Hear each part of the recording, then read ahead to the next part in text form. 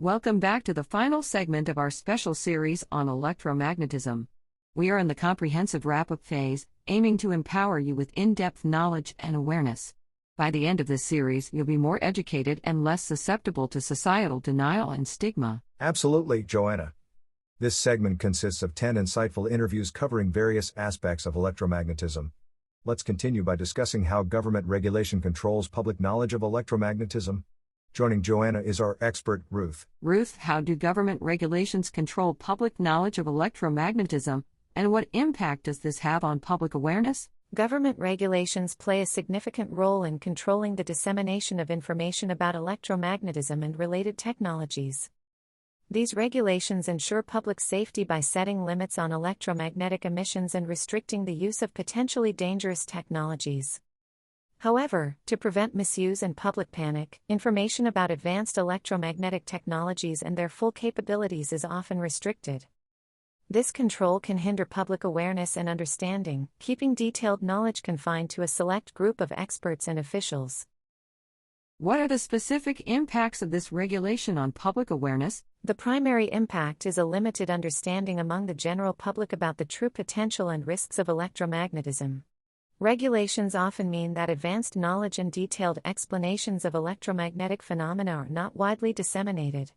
As a result, the public's understanding is shaped by marketing materials and consumer-focused information, which emphasize functionality and safety without delving into the underlying science.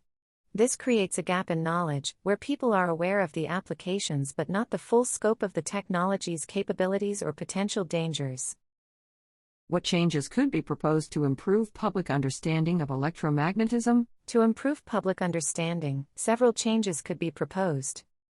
Public education campaigns, governments and educational institutions can collaborate to create comprehensive public education campaigns that explain the principles of electromagnetism and its applications in everyday life. These campaigns should aim to bridge the gap between scientific knowledge and public understanding.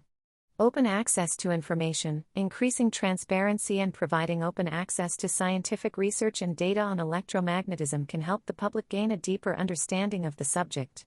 This includes making research papers, technical reports, and educational resources widely available. Community engagement, engaging with communities through workshops, seminars, and public lectures by experts in the field can raise awareness and spark interest in the subject. This hands-on approach can demystify complex concepts and make them more accessible. Inclusion in curricula, integrating detailed electromagnetism topics into school and university curricula can ensure that the next generation has a solid foundation in the subject.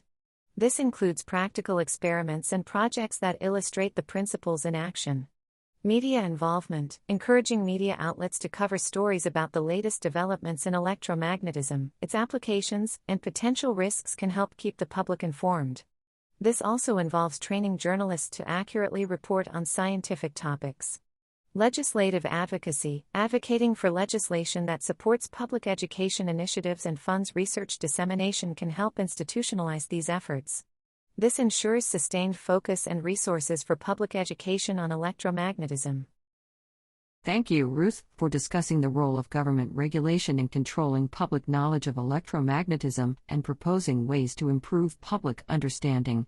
In our next interview, we'll examine the initial rejection of Einstein and Maxwell's ideas, comparing past and present attitudes towards new theories, and highlighting the importance of keeping an open mind. Stay tuned as we continue our comprehensive exploration in this final segment of our series. Remember, by the end of this series, you'll be more educated and not at the mercy of societal denial and stigma. In the next segment, I'll be talking with Brian about the initial rejection of Einstein and Maxwell's ideas, comparing past and present attitudes towards new theories, and highlighting the importance of keeping an open mind. Stay with us.